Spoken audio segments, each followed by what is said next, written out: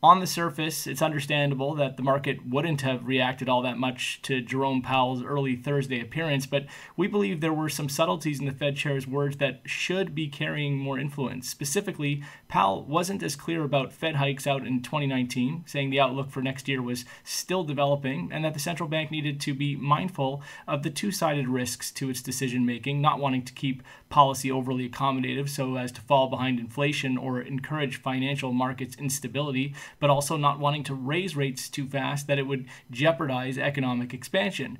Perhaps most importantly, the Fed chair talked about risks of lagged impact of monetary policy decisions. This is the type of language that shows the very legitimate concern there should be for a much bigger adjustment, downward adjustment in the U.S. equity market as the effects of monetary policy normalization work through the system. There are many out there who would dismiss such an impact, but we believe this continues to be a major risk, and the stock market has yet to respond.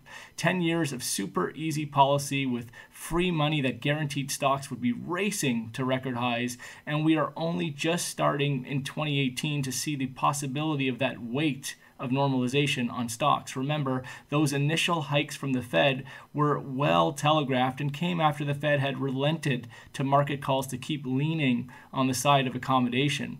Only in 2017 did the Fed finally deliver on its promise, and only in 2018 have rates moved back to a place where the pain may actually be nerve sensitive.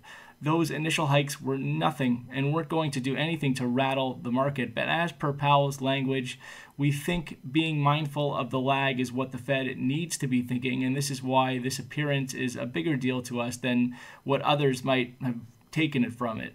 But Powell's words do align with the price action we've been seeing into Thursday, which is a lower dollar on the less hawkish undertones and weakness in stocks on what would be worry about that lag effect.